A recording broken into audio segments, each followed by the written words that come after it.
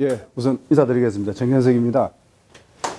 대한민국의 항공산업을 거의 이끌다시피 하시는 분들에게 다 모여 계신 것 같은데, 여러분들 앞에서 제가 이런, 강의 아닌 소개를 드리는 게, 사실은 좀 민망하고, 거기다가 우리나라 이 교수님들 중에 최고 명강의 하시는 분들이 또 뒤에 또 버티고 계시니까 사실은 좀, 떨립니다.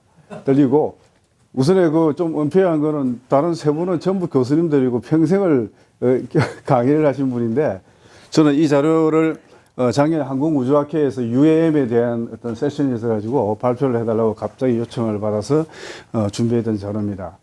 저는 이제 이 카본에 입사하기 전에 항공안전기술원 에서 사실은 UAM의 저도 이제 첫 단추를 깼다고 생각하는데, 그때 UTM을 안전기술원에서 이제 과제를 수행하게 되었습니다. 그래서 항우연을 인발브 시키고 애트리하고 해서 할 때, 그때 그 전경련에서 기조연설을 누굴 시킬 것이냐 할 때 그 나사에 있던 신재원 박사를 그때 초빙을 했어요. 우선 이 그림은 제가 작년에 직원들 보고 그 카바를 좀 준비해보라 했더만은 멋있게 하나 왔는데, 제가 요 그림 출처를 조사를 어제 급히 해보니까 사실은 아까 우리 그 윤 교수님 말씀하시는 플라잉카입니다. 이게 중국에 있는 사우스 차이나 유니버시티 테크놀로지라는 그 학생 3명이서 그 E라는 그 플라잉카 컨셉을 여러 개 그렸는데, 그 중에 하나가 이 중에 이거랍니다. 그래서 사실은 플라잉카냐, 이게 eVTOL이냐, UAM이냐, 에어택시냐, 사실은 그 경계가 지금 거의 이제 디파인을 해가는 그런 단계고, 아까 우리 교수님이, 윤 교수님이 설명을 잘 해주셨습니다. 근데 하나 이제 저하고 좀 차이 나는 부분이, UAM은 그 Unmanned Air Mobility라고 이제 정의를 하셨는데, 통상 우리 여기서는 UAM 하면은, urban, 그러니까 도심에서의 교통수단이다 하는 걸로 저는 이제 그렇게 디파인하고 넘어가겠습니다. 우선 제목을 장황하게 eVTOL 비행체와 ICT 융합 기술을 통한 UAM 승객 물류 시스템 전망. 결국 우리가 이제 산업계에 저는 있다 보니까 앞으로 이 UAM 산업이 어떻게 바뀌어가고 어떤 기술이 개발돼야 되고 앞으로 어떤 추가 기술들이 들어가 있어야만이 이 eVTOL이 제대로 성공할 것인가 하는 관점에서 준비를 했습니다. 그래서 그 eVTOL, Electrical Vertical Takeoff and Landing Air Mobility 관련 이제 여러 가지 담론이 있습니다. 그래서 하나하나 바로 답을 낼 수가 있는 게 있고, 앞으로 우리가 이제 지금 이제 그 KUAM 팀이든지 또는 전 세계 이 관련된 연구를 하시는 분들이 답을 준비하고 있는 과정이라고 보시면 되겠습니다. 첫 번째가 이걸 제일 스타팅을 한 게 우버가 2016년도에 시작을 했다고 보고 있습니다. 그래서 우버가 그 당시에 지금 최근에 그 작년 12월 달에 우버가 조비 에비에이션에 팔렸죠. 그래서 우버가 그때 하려고 한 그 이 에어택시 사업이 과연 진짜 상용화 서비스가 가능하냐? 그 한다면 언제쯤 하겠느냐? 그때 우버는 2023년까지 해가지고 200대를 사겠다. 빨리 개발해 주시면 내가 200대를 사가지고 로스앤젤레스 또는 어디야, 그 마이애미, 달라스, 심지어는 UAE, 싱가포르 등등에 에서 하겠다라고 그때 이야기했습니다.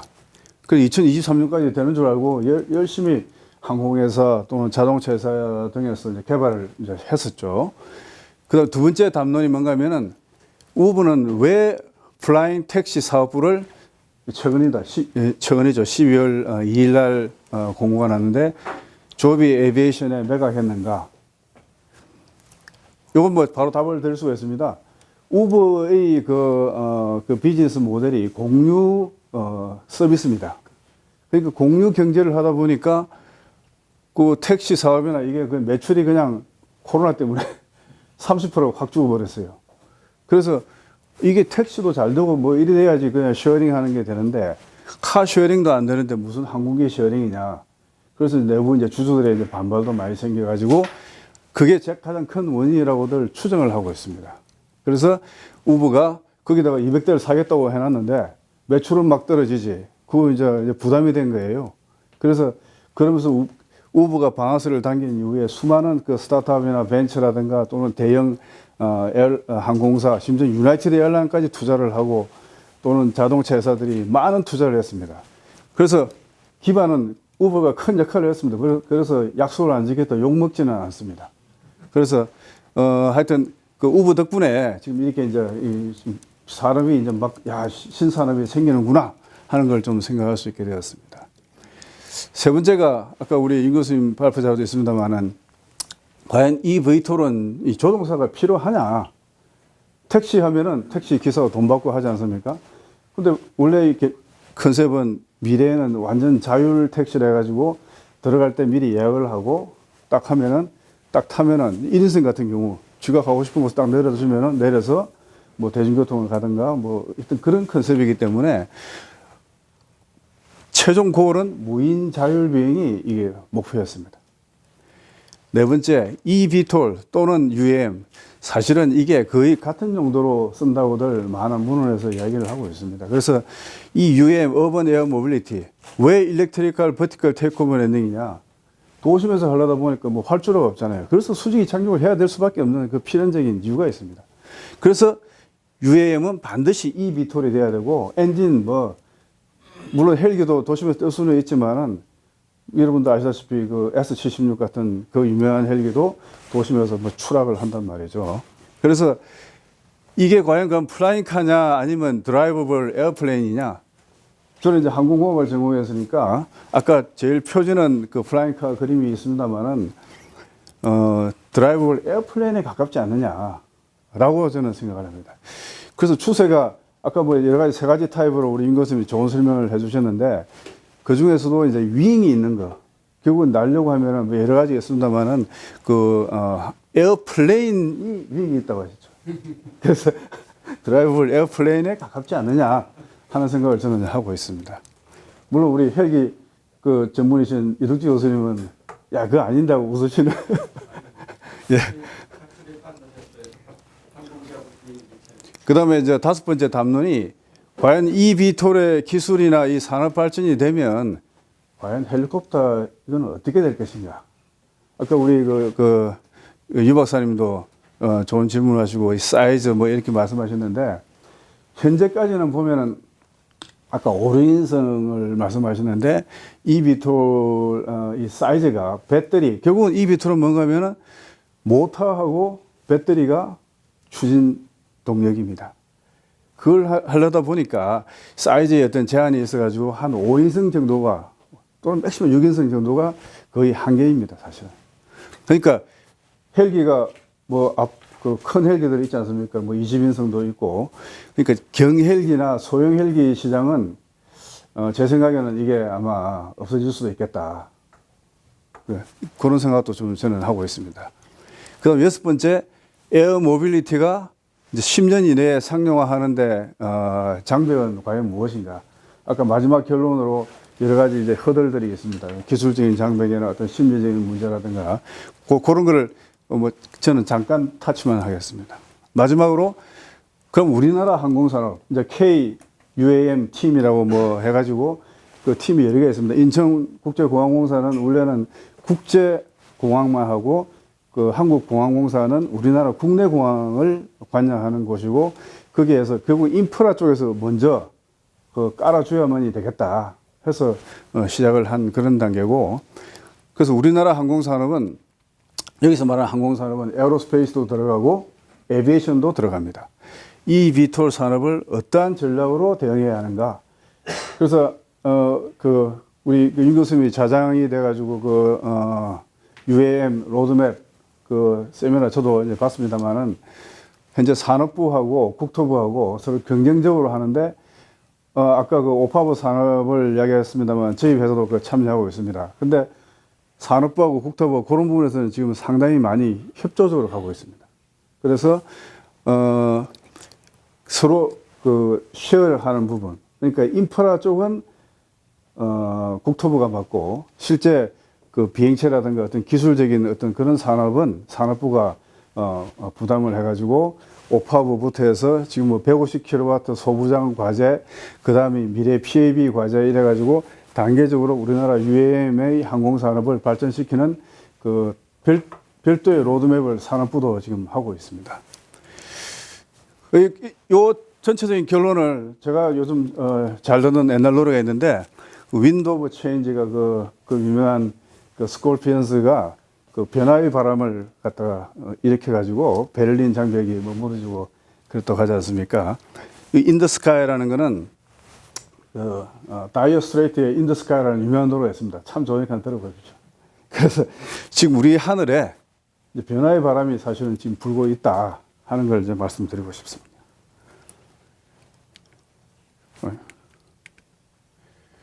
아까 우리 윤 교수님 거기에 그 동영상 보여주신 게 요겁니다.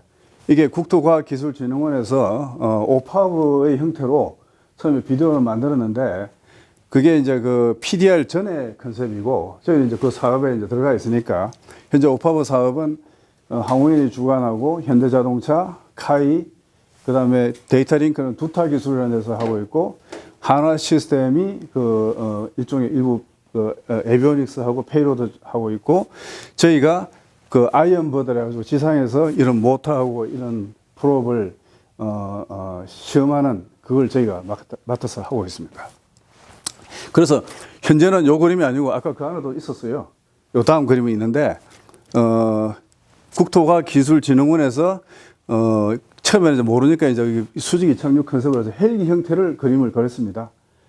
근데 하다 보니까 아까 제가 왜 이 비톨은 에어플레인으로 가느냐 했더만은 결국은 윙이 있지 않고서는 이게 항공 공력을 제대로 활용을 못한다 하는 컨셉에서 형상이 현재 지금 그 CDR이 3월 말경에 있는데 25, 26일 날 저희 그 오파브 CDR을 합니다. 형상이 이제 거의 픽스되어 있습니다. 그래서 잠시 보여드리면은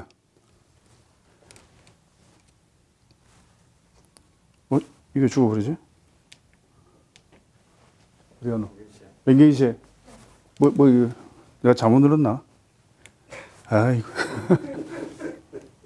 CDR이 안 되겠는데, 이거.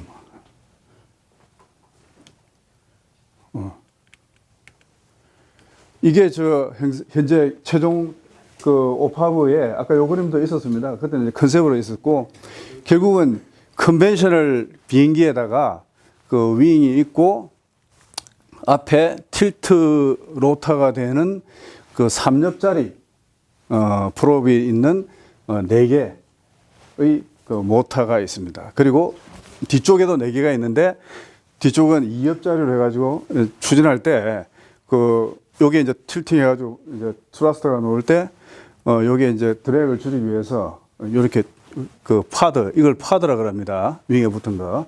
요 파드 형상의 직선으로 변경을 합니다. 그래서 총 8개가 되어 있고, 지금 미국의 유나이티드 에어라인이 아처라고 하는 비슷하게 생겼습니다. 그거는 여기 6개가 있고, 요 프롭이 5개짜리 프롭을 쓰고, 그러니까 12개의 형상이 비슷한 거를 유나이티드 에어라인이 항공사가 이제 허브에서 자그마한 소형 공항을 갈 때는 이제 쓰기 위해서 그런 것도 지금 개발을 하고 있습니다. 그래서 현재 국가별 비행체 개발 단계로 보면은 독일이 상당히 먼저 시작했습니다. 그래서 볼로콥터라고 해서 아까 헬기 타입 비슷한 드론 타입을 했고, 중국의 이항, 우리 여의도 와서 쇼도 하고 했습니다. 국토부에서 욕을 많이 먹었는데, 그 다음 독일에서 일리움이라 해가지고 이게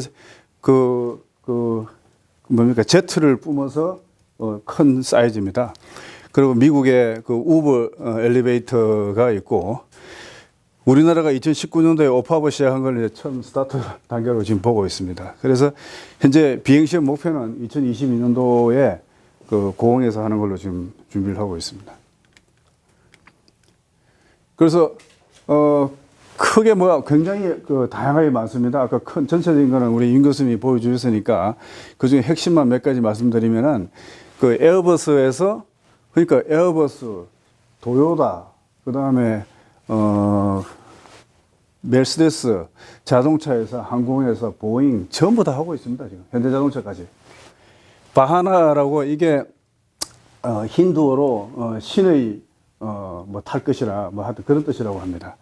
그래서 뭐 MTOW 720kg에 하여튼 비톨 테스팅 중이고 결국은 요거 separate lift thrust 이게 가장 안전하거든요. 그래서 여기 이제 분산 전기 추진의 어떤 대표건데 아까 뭐 소음도 소음이지만 분산 전기 추진을 하는 제일 큰 거는 모터의 파워가 아직 그렇게 대형 그게 없기 때문에 그런 거고 또 더 하나 그거는 헬기처럼 뭐 엔진이 하나 죽어버리면 추락하는 그런 문제를 없애기 위해서 제일 큰 거는 제 생각에는 안전 때문에 그 분산 전기 추진을 하지 않나 하는 생각이 기술적인 문제도 있고 그 다음에 릴리움 제트가 이게 틸트 덕티드 팬입니다 이게 그래서 5인승으로 해서 지금 이렇게 뭐 진행이 되고 있다 하는 거예요. 그러면 뭐 잠시 말씀드렸으면 왜 UAM, 어번 에어 모빌리티에는 eVTOL이라야 되느냐. 첫째, 이게 이 eVTOL은, 되지 않으면 도심에서 뭐 운영하기 굉장히 힘듭니다. 그래서 분산 전기 추진 시스템으로 돼야 되고 그 장점이 있습니다. 크게 이제 네 가지로 볼 수 있는데 안전합니다, 일단. 분산이니까 뭐 하나가 뭐 엔진이 꺼져도 나머지가 어느 정도 버티고, 내릴 수 있습니다. 그래서 사고에 대해서 어느 정도 관용성이 있어야 되고 또 자율비행에 용이하다 하는 게 장점이 있고 두 번째 좀 더 조용합니다. 예? 근데 세이프가 1번이고 왜냐하면 내연기관 엔진 대비 소음이 적은 걸로 같은 추력을 내는데 그렇게 뭐 시험적으로도 뭐 하여튼 증명이 되어 있다고 합니다. 또 하나가 클린, 에코 브랜드라고 표현했는데 사실은 도심이니까 결국 공해를 없애야 된다. 그래서 뭐 좋게 말해 에코 브랜드인데 그냥 클린한 겁니다. 그냥 전기 모터 하면 배기가스가 안 나오지 않습니까? 물론 전기를 만들기 위해서 수많은 뭐 다른 에너지를 쓰지 않냐 하지만은 그 자체의 비행체에 있어서의 가스는 없다. 그 다음에 경제성을 아까 말씀하시는데 이피션트 하면서 코스트 이펙티브하다. 이제 계산적으로 해서 전기 모터 효율이 내연기관 대비 한 서너 배 높다고 그럽니다. 뭐 엔진 전문하신 분은 어떤지 모르겠습니다만 이건 제가 여러 가지 컨설팅 회사에서 만든 자료들 다 종합해 가지고 제가 뽑은 거니까 그 다음에 이제 eVTOL이 이제 도시간 또는 도심의 승객이나 화물 이송 시에 이 상용 서비스를 하는 게 제일 중요한 겁니다. 그러면 이걸 누가 뭐 전제 조건이 뭐가 돼야 되냐? 아까 요 말씀드린 거 지금 현재 좀 어느 정도 eVTOL이 좀 더 낫지만은 엔진보다는 좀 더 안전해야 되고, 좀 더 빨라야 되고, 좀 더 조용해야 된다. 그래서 설계 기준이 우리 지금 오파브는 64데시벨로 일단 잡고 있습니다. 그래서 거의 타겟 라인을 60데시벨 정도로 해야 되고, 이렇게 되면은 헬리콥터의 한 4분의 1 정도입니다. 그래서 도심에서 충분히 이게 먹혀 들어간다 하는 그 이해가 될 수 있고, 그 다음에 코스트 이펙티블리 했는데, 우리 이 코스트 하면 누구 앞에서 내가 공자 앞에서 문자 쓰는 게 있는데 우리 의하준 박사님이 이런 거 전문이신데 피치북이라고 있습니다. 그래서 프라이빗 데이터 분석하는 프로바이더에서 거의 한 5불선, $5 선으로 해서 이게 eVTOL 마일당 금액이고 한 2불이 뭔가 하면은 우버 엘리베이터에서 이걸 운영하기 위해서는 마일당 한 $2 정도로 할 수 있다라고 자기들 나름대로 계산을 해가지고 경제성을 분석한 그런 자료가 있습니다. 최종적으로는 이게 더 그거 하면은 기술적이 진보가 되면 심지어는 택시 값보다 더 싸게 할 수 있다. 현재 우버 택시가 거의 한 이 정도 수준 되거든요. 그러니까 그렇게 이제 분석을 한 게 있고 비교해서 헬리콥터는 마일당 한 9불 정도를 본답니다. 제가 정확한지 잘 모르겠어요. 이건 이제 인용을 한 거기 때문에. 사람당 그렇다는 얘기예요? 마일당, 거리, 이동. 마일당? 사람이 한 명 타도 두 명 타도 그러니까 평균적으로. 그러니까 페이로드 무게하고 뭔가 좀 이렇게 그까지 들어가면 이제 복잡하게 이제. 그러니까 우리가 여객기 운송할 때 그 사람으로 계산하는 게 있고 거리로 계산하는 방법이 있습니다. 이거는. 예? 마일당 사람당 이렇게 같이. 그거는 이제 요 단계까지는 그 정도로 넘어가. 아무튼 이걸 보여주고자 하는 것은 우브가 시작한 거는 헬기보다는 더 경제성이 있다 하는 겁니다. 예. 하여튼 다른 장점도 있지만은 그래서 좀 더 안전하고 좀 더 빠르고 좀 더 조용하고 심지어는 그러면서도 좀 더 헬리콥터보다는 경제성이 있으니까 eVTOL은 간다 하는 거죠. 뭐. eVTOL의 유명한 그 타임라인이 있습니다. 우브 에어를 2016년도 시작해가지고 4월달에 우브 엘리베이터 서밋을 해가지고 전 세계 그때는 BFS 해가지고 Vertical Flight Society에서 선언을 했습니다. 요거 해주면은 내가 200대 살게. 그래가지고 그때부터 뭐 모든 과연 헬리콥터 어떤 그 협회에서 전부 이제 이쪽으로 싹 돌게 하는 큰 역할을 했습니다. 그 플랫폼 비즈니스가 그만큼 대단한 거죠. 우브 에어로 명명해가지고 비행 공유 서비스를 실험적으로 했는데 200대 항공기로 내가 에어 서비스 할게. 1바타, 달라스, 두 번째 LA, 심지어는 그 멜버른, 두바이 등등 이렇게 선언을 했어요. 그게 시작이 돼가지고 그러면서 또 미국의 나사에서 그 호응을 한 겁니다. 나사에서 2018년 11월 달에 이 UAM 그랜드 챌린지 기술을 갖다가 보여주면은 그 이제 지원을 해주는 그런 프로그램을 시작했습니다. 그래서 민관 공동으로 UAM을 이용해서 도시간 항공기동 생태계 프로젝트를 한 겁니다. 요때쯤 해가지고 그때 제가 안전기술에 있을 때 우리도 UTM을 해야 되겠다 해가지고 정부 과제가 그때 시작이 된 거고 그래서 우리나라가 그렇게 많이 늦지 않습니다. 지금 뭐 아까 KUAM 팀이 이제 여러 가지 발족이 되고 심지어는 우리나라 굴지의 그룹이 현대 또는 하나에서 지금 시작하지 않습니까? 충분히 가능성이 있다고 보고 또 누가 합니까? 우리 한국 카본 그룹도 이렇게 해서 할 수도 있습니다.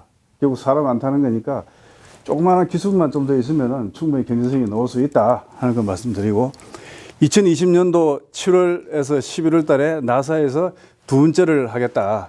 그래서 초기 개발 시험 이벤트를 나사 암스트롱 플라이트 리서치 센터에서 하는데 그때 약간 제한을 줬습니다. 미국 회사라 해야 되고 뭐하고 해서 외국 기업에는 오픈을 하지 않았습니다. 그러니까 불과 이런 게 막 이루어지고 그때 놓은 컨셉들 이제 버티포트 우브에서 도심의 공항 뭐 등등 이 그림이 그때 나왔죠 이게. 그 우리 오파브가 아까 처음에 여러 가지 아까 동영상 그림에서 그 윙이 있는 걸로 바뀐 것도 결국 그 항공에 오래 한 미국이 이렇게 벌써 그 당시 컨셉을 그림을 그렸을 정도로 이렇게 갈 것이다라고 했는데 보니까 지금 아처라고 하는 데서도 그렇고 대부분 형상이 이렇게 제일 안전하거든 이게. 그렇게 가고 있습니다. 그럼 시장을 보면은 이제 딜로이트 컨설팅에서 분석한 자료인데 2025년도에 약 3.7빌리언 그러니까 한 4조 됩니다. 2040년도에 지금으로부터 한 30년 뒤에는 약 20조 시장. 근데 이거를 뭐 엄청나게 더 공하나 더 붙은 분석도 있고 여러 가지 많습니다. 근데 요 각각의 딜로이트 컨설팅이나 포르쉐 컨설팅이나 등등이 자기 나름대로의 어떤 전제 조건들 어삼션을 두고 하기 때문에 그게 일단은 요걸 우리가 믿고 일단 이제 가야 되겠습니다. 큰 시장이 아까 도심하고 도시간 분석인데 처음에는 보시면은 인트라시티 이게 도심이고 궁극적으로는 이제 도심의 성객 그래서 UAM이 된 겁니다. 처음에는 1빌리언밖에 안 되지만은 나중에는 13.8빌리언까지 올라간다. 그러니까 도심이 갑자기 확 올라가고 대신에 그 도시간 그 시장은 처음에는 큽니다. 좀 아무래도 도시에서 이제 그 운행하기가 힘드니까 2.6빌리언 정도 있다가 그래도 뭐 거의 비슷하게 갈 것이다 하는 게 대부분의 이 그 경제 분석한 데서 나온 결과입니다.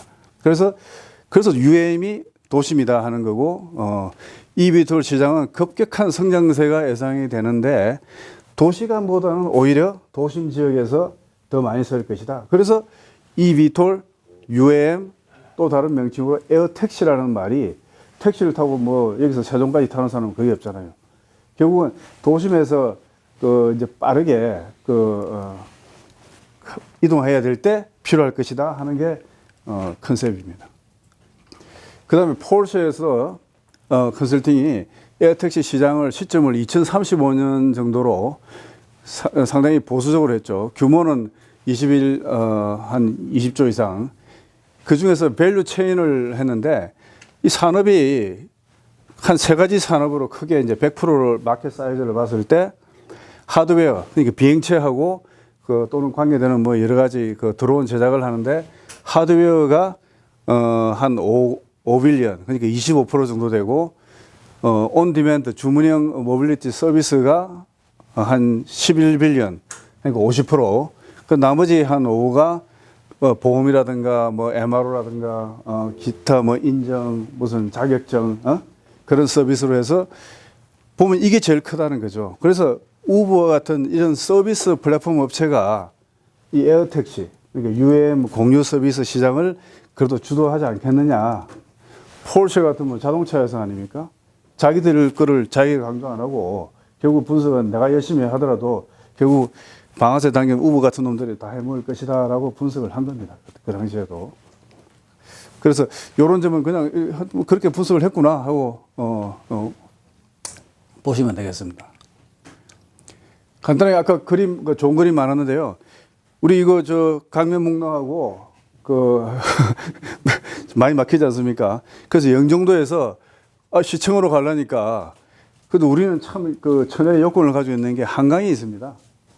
그래서 한강을 해가지고 쫙 이렇게 해가지고 또 이명박 대통령 때 영종도에서 이게 뭡니까 아라뱃길인가 뭔가 그걸로 쫙 해서 가면은 굉장히 좋은 그겁니다. 이게 인프라가 있다고 보고 그래서 도심 이비톨 시장은 이런 것 때문에 생길 가능성이 있다. 우리나라 지금 서울 메트로폴리탄 1200만 그거니까. 그 다음에 우리가 지금 사람만 따지는데 이 현대자동차에서 현대그룹에서도 국내에서는 아무래도 공력이라든가 여러 가지 제약이 있으니까 먼저 사람은 조금 불안하니까 일단 카고부터 하자. 그럼 카고 시장은 그럼 좋아 한국에서 하고 사람 타는 거는 미국이 뭐 사막도 많고 넓으니까 미국에서 하자. 또 신정은 사장이 본인이 그냥 미국에 가족이 있는지 몰라도 미국에 왔다 갔다 하고 해야 되니까 그 미국의 회사를 또 하나 사가지고 사업을 한단 말이죠. 그래서 이렇게 강으로 해서 여러 가지 강변 옆에다가 에어카고 도심 진입을 하는 요런 이착륙형 도심 소형 물류센터를 할 수 있다 하는 이런 컨셉을 볼 수가 있습니다. 그 다음에 이제 분석해 놓은 게 여의도 이제 국회가 세종으로 갔다. 그러면 여의도에서 정부 세종청사 맨날 수많은 공무원들 국회의원들 왔다 갔다 하는데 차량 이동을 하면 빨라야 2시간 10분이고 에어택시로 가면 늦어도 40분 만에 갈 수 있다. 그래서 여러 가지 빅데이터 분석을 통한 이 승객이나 화물, 소유 항공기를 최적 배정을 할 수 있는 우리는 시장이 있다. 이거는 도심이 아니라 도시간의 한 예로 지금 볼 수 있습니다. 그럼 중요한 거는 우리가 최근에 한동안 4차 산업혁명 많이 떠들다가 요즘은 잠잠해졌는데 드론이 뭐 4차 산업혁명이니 결국 eVTOL, E가 들어가고 전기, 이제는 요즘 항공이 영역이 별로 없지 않습니까? 그래서 이게 융합산업으로 되어 있는데 그럼 우리가 이제 항공산업 또 물류산업이면서 ICT 산업이 이 복합적으로 다 돼야만이 돼야 되고 그럼 여기서 우리가 어떤 역할을 해야 우리가 더 많은 이 산업의 입지를 가지겠느냐 하는 생각을 해볼 수가 있습니다. 그래서 항공교통 시스템하고 이 신개념의 운송시장, 기존 컨셉이 아닌 새로운 신개념 운송시장이 나올 수 있다 하는 새로운 시장이 이제 보입니다. 그때 융합산업 구성을 이제 이 R&D적인 측면과 비R&D적인 측면으로 나누면 항공산업에서는 아무래도 항공기 제작사죠. 물론 여기는 지금 자동차, 현대자동차 여기 들어가는 거고, ICT 산업, IT 업체. 요즘 뭐 이동통신, 빠른 시간에 통신이 안 되면은 이게 안전에 문제이기 때문에 5G가 필수적이라고 보고 있습니다. 그리고 수많은 이렇게 커뮤니케이션을 하다 보니까 빅데이터, 아이클라우드 기술이 또 필수적이고, 유통업체하고 IT 업체가 이렇게 기술이 있어야 되고, 인프라 정부 지자체, 아까 인천공항공사나 한국공항공사, 그 다음에 또 요즘 뭐 각 시마다 원주시, 인천시, 지자체가 또 광주시 다 나서가지고 뭐 한다고 하고 있습니다. 그 다음에 운수사업자, 물류업체, 유통, 이래서 항공하고 ICT하고 유통, 물류 산업에 이게 융합되어 있는데, 그럼 UAM에서는 그럼 어떤 형태가, 어떤 기술이 필요하느냐, 이제 분야별 솔루션을 보면은 항공 쪽에서는 이제 수직 이착륙 비행체 기술이 있어야 되고 하이브리드 추진 시스템 이건 하나 에어로스페이스 엔진 같은 거 또는 모터 업체도 여기 들어가고 이제는 뭐 엔진이 모터하고 뭐 사실은 배터리 업체도 사실은 엔진 업체하고 같이 이제 돼야 되고 LG 전자가 미래의 그 자동차 전기 자동차의 최고 큰 그 프로바이더가 될 수도 있다 하는 추측도 하고 있습니다. 왜냐하면 거기는 다 있거든. 모터도 하고 배터리도 하고 있기 때문에. 그래서 자율 비행 및 비행 안전 이게 이제 이 항공이고 승객 물류 빅데이터 분석하고 인공지능 스케줄링 항공 관제 안전이 중요하니까. 그다음 항공 무선 이동 통신망 구축하고 문제는 이제 막 날아다니면 요즘 드론도 아이디를 넣어야 된다고 하는데 유심을 넣어가지고 비행체가 식별이 돼야 되고 여기에 따른 어떤 그 해킹, 엔티 해킹이나 이런 것도 들어가야 됩니다. 통신 해킹 방지. 그래서 아직 이런 기술을 우리만 가지고 안 되니까 해외 파트너에 그 각 분야별로 중요한 제일 잘하는 기술들을 해서 마케팅 협력을 해야 된다고 보고 있고 B&D 분야에서는 항공안전 안전기술은 현재 하고 있고 그다음에 아까 이런 새로운 항공 컨셉에서는 기술 기준 무인 항공기 같은 경우도 150kg 이상이면 스타낙 467 하나라든가 어떻게 이걸 평가해서 이걸 설계를 인정할 것이냐 하는 기술 기준을 현재 검토 중에 있습니다. 관련 변경 제도, 시범사업 인프라 구축 다 하고 있습니다. 그래서 국제항공 인정 규정 그러니까 이아사라든가 FAA하고 협력을 해가지고 한국에서도 국토부에서 그런 쪽하고 협의해서 인프라를 준비를 하고 있다고 보시면 되겠습니다. 자, 그럼 기술 개발 가능성이 뭐가 있느냐? 민수용, 군수용 무인 항공기 기술이 우리가 있습니다. 그 송골매도 하고 이런 기발 경험을 가지고 하이브리드 추진 기술 굉장히 많습니다. 현대자동차에서 수소 엔진도 하고 그다음에 모터 전기 자동차를 많이 하기 때문에 이런 기술 가지고 eVTOL 항공기도 들어가고 하이브리드 추진 기술 소형 경량화 충돌 회피 항행 안전 기술 자율주행의 키 기술입니다. 그래서 최종적으로 화물용, 승객용, 수직 이착륙 자율 비행체를 만들어야 된다. 항행 안전 기술이 필수. 안전이 안 되면 아무것도 안 되기 때문에. 그다음에 빅데이터와 인공지능을 가지고 이게 경제성이니까 가장 왜냐하면 충돌 회피 이게 자율 비행의 가장 키 거기 때문에 유통업체하고 통신, 유통, 빅데이터 이래 가지고 이 서로 고객에 빨리 연결하고 이런 플랫폼 업체들도 충분히 임할 수 있는 거죠. 우버가 하듯이 네이버나 카카오도 ICT 기술을 넣어가지고 하나의 큰 플레이어로 나설 수 있다. 그래서 고객 맞춤형 서비스가 돼야만이 코스트가 다운되고 최소한 배송을 하는 경우는 3시간 이내 배송. 지금 이번에 쿠팡에 로켓 배송 가지고 그 몇 개 들어갔지 않습니까? 그거 아무것도 아닌데 삼성전자에 뭐 거의 버금 가까이 갈 정도로 수십 년 한. 저도 깜짝 놀랐죠. 이게 하나의 그 상품 가치가 시간을 줄인다는 큰 상품이다. 운항 스케줄도 최적화하고 가동률 증가, 운항비 감소. 그래서 고객 수요를 예측을 잘해. 이것도 하나의 큰 기술인 거죠. 운항 스케줄 최적화하는 거. 그거 잘 맞춰야지. 안 그러면 그냥 과연 몇 대가 있어야 되느냐? 1000대, 2000대 깔린다고 봤을 때 그걸 미래 우리 영화에서 보듯이 매끄럽게 하려면 그게 기술이 필수적이다 하는 걸. 그래서 같은 말씀인데 이제 좀 보기 편하게 하려고 이제 R&D에 이렇게 3개 있고 B&D 요 2개 있는데 어떤 기술들을 어떻게 할 것이다 하는 이런 부분에 내 같으면 이런 기술 우리 대부분 다 항공이니까 뭐 그렇습니다만은 아무래도 항공산업에 요 비행체 안에 회장님 여기 소재 들어갑니다. 가벼워야 되니까 예 하여튼 그렇고 궁극적으로는 에어택시, 에어카고로 갈 것이다. 지금 우리가 eVTOL, UAM 하지만은 현재는 그 물류하고 승객도 도심에서는 결국 택시 개념으로 갈 수밖에 없다 하는 걸로 말씀드리고 싶습니다. 자, 그러면 eVTOL의 이 산업의 발전 전략은 뭐냐? 현재 그 드론 많이 하고 있습니다. 오파브 정부에서 하고 있고 그 다음 단계로 150kW 소부장 과제, 그 다음 단계로 지난 산업부 국토부 국장 서로 같이 회의도 많이 했습니다만은 미래에는 PAB로 하겠다. 산업부가 연간 3천억 정도 이상의 예산을 우리 수리온 헬기 사업부터 해가지고 계속 유지를 하기 때문에 다음 단계는 미래 PAB 쪽으로 넣겠다 하는 게 산업부 생각이고 에어택시, 에어카고로 미래로 간다는 거죠.